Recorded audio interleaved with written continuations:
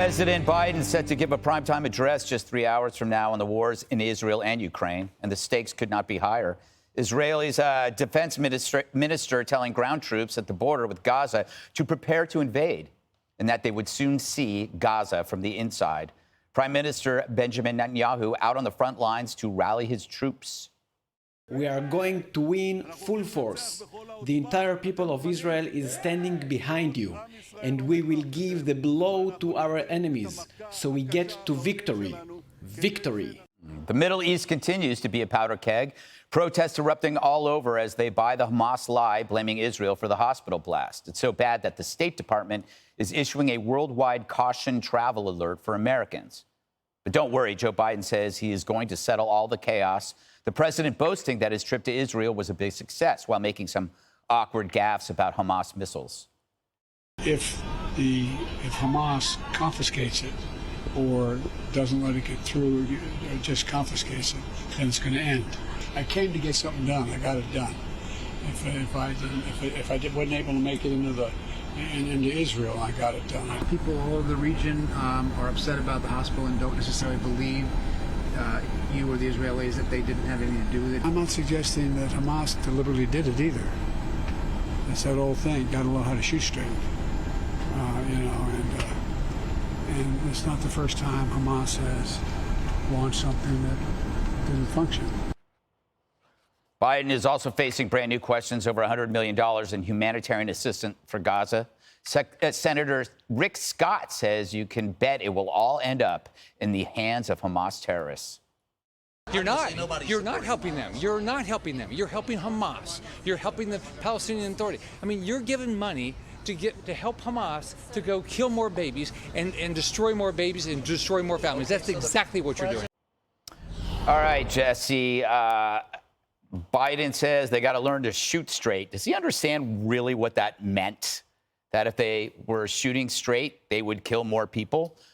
Or is this just a... It's a colloquialism, and even I have a hard time sometimes criticizing him because I don't think he meant exactly that they have to shoot straight. Yes. But tonight, he has to make it relevant to us. Mm-hmm. Is he just going to go and do an Oval Office address that asks for money? Because he can always ask for money. What is the Biden doctrine? Is it just don't? How does this relate to energy prices? How does it relate to the supply chain? Is he going to bring up the fact that the border is insecure? No. He's just going to ask for money, and then he's going to say we have to take on autocracies, we have to take on terrorism, and America is the leader of the free world, rah, rah, rah. I don't think the American people are really in the mood for that kind of speech right now. We'll probably give him the money. The Senate will give it to him. The House will give it to him. Doesn't matter. But he has to put it in the context of why is this important to us? And he's never really been able to do that. This is not a good venue for him. Matter of fact, most venues are not good venues for him. He's not a great or an eloquent speaker. Recently, he's been squinting a lot and mumbling a lot. And you can really tell the difference qualitatively. When he went to the back with the press on Air Force One, that was probably the worst I'd ever seen him in a long time. So I shouldn't expect much. The American people shouldn't expect much tonight. I just think it's an odd request to take prime time, and I'm not just talking about my show, talking about network prime time real estate to ask for money. It doesn't make sense to me. It feels forced, but, we'll listen, see what he says. Judge, about the aid, should he just write don't on the aid packages? Yeah. That'll be a forceful message. That'll scare Hamas. Yeah. My thoughts on what he may say tonight are a little more focused on the war. I don't want Israel to be used as a reason to give Ukraine more money. We've already given Ukraine $113 billion. Last week, a week ago exactly, we gave him another $200 million. And now he's talking about $100 million, 60 for Ukraine, 40 for Israel. He gave $100 million for Gaza, for the Palestinians. I don't want Israel to be responsible to make sure that that food and that aid goes to the Palestinians because Hamas is the one who's in charge. I don't want Joe Biden telling Israel how to fight this war and when they should fight and when they shouldn't. given the fact that we are now on the verge of a multi-front war, we know now that Hezbollah is flexing its muscles. We know now that the Israelis and the Arabs in the West Bank are getting energized also. Biden, because of what has happened, must prove to the world tonight that it was not Israel that threw a bomb at a hospital. I want to ask you, Greg, have you seen a bombed-out hospital? Has anyone at this table seen it? Has anyone seen a bag of 500 Palestinian body bags, 300? Even now they're saying it's between 10 and 50. All right, there's no bomb crater. I talked about this yesterday. There's the fuel that caused the fire is in a parking lot next to a courtyard next to a hospital. And yet the world is ready to go on fire to believe a lie that Joe Biden could put the truth to it immediately. And Israel is the victim here, not Hamas. So I want the president to claw back the $6 billion. I want him to call out Iran. I want him to say, I want those hostages back. And today, you mentioned the State Department has issued a worldwide alert, travel alert to Americans. I want Joe Biden to issue a travel alert to the world. None of you are coming here anymore. We're done with everybody. And I want him to take the FBI off the Catholics, off the parents, and off the political enemies. I want him in the chat rooms. I want him online. I want him to find the threats to Americans that they missed with the Boston bomber, San Bernardino, the Pulse nightclub. And I want the world to respect us again. There you go. So, Shannon, what do you expect to hear? What would you like to hear? I think that he's going to have to be brutally honest with the American people about actually what's going on. We hear this afternoon, Axios is reporting that artillery shells we were going to give to Ukraine now have to be diverted to the Israelis because they say we desperately and urgently need them. And it's not just those two places. You know, there are think tanks in Washington that track just how far we have depleted all kinds of armaments and ammo and all kinds of things. They say it could take 5 to 10 years to restock those. And don't forget, we have the Taiwan-China situation because Taiwan has ordered multiple millions of dollars of things from us. We're not delivering them. We can't do it. So I think that the president's going to have to speak honestly with the American people. He's been out there saying we can handle things on multiple fronts, Secretary Austin and others. We can do multiple things at one time.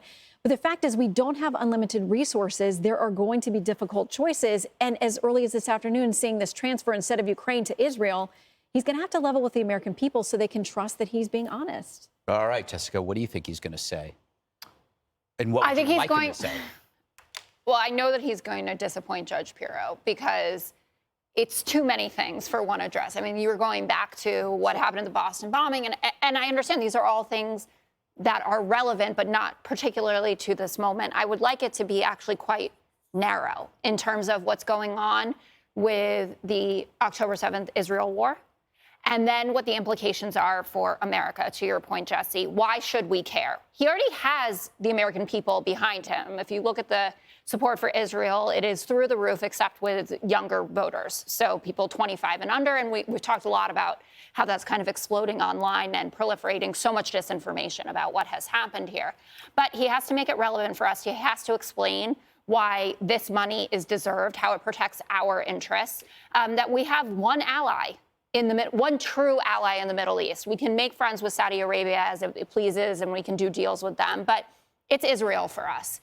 And I do think he sent such an enormously strong message to the world by going there. This is now the second war zone that a man who I hear can't find his own pants was able to visit. Then he gets on a plane, he does 3 or 4 hours with the press, which is something that he doesn't usually do. And maybe he was low energy for you, but he did spend the time to talk to them, to listen to all their questions, and then he comes back and he does an Oval Address, something that is incredibly important, that I'm sure that he will use to be able to make his case to the American people. But he has defied expectations, I think, on every single front of these. The Israelis are thrilled. Bibi Netanyahu is talking about he couldn't have a better partner for this. And he's talking about Republican and Democratic administrations. In terms of the Gaza aid, $100 million is a lot of money, but you also have to consider the fact that the UN has made it clear that Israel has now committed war crimes, that that's what's going on in Gaza. So they say that Hamas committed war crimes on the Israel side. And now if you let 2 million people, sans the ones who have already died, I think it's 1,500 Gazans have already passed away from this. If you don't even make the effort to try to get humanitarian aid to them, then Joe Biden becomes a president that oversaw war crimes. So he has to message that. And what the IDF, what the Israelis do with that message, whether they end up sending it in or not, but he had to signal to the American people and to the world that he cares about all innocent humans on both sides of this. See, I think his message could be extremely simple. If I were president, and some say I already am, you have to bring clarity to this situation, right?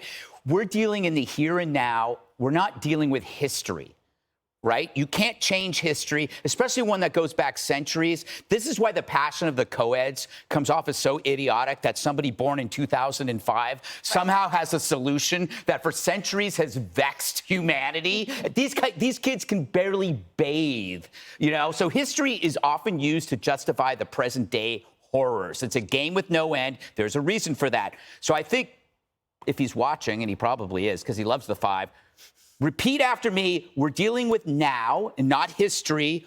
The attack on October 7th. That is here. That is now. Deal with it. Israel is dealing with it, and we're right behind them. That's all you have to say. It's going to be quick. Yeah, there you go. Jesse, I did it for you. You'll be on by 8:03. Actually, I won't. I'll be at dinner. Hi, everyone. I'm Brian Kilmeade. I want you to do me a favor. I want you to click to subscribe to the Fox News YouTube page. This is the only way that I know for sure that you're not going to miss any great commentary, any great news bites, any great interviews coming your way on Fox. You can get it all here on YouTube. So subscribe right now.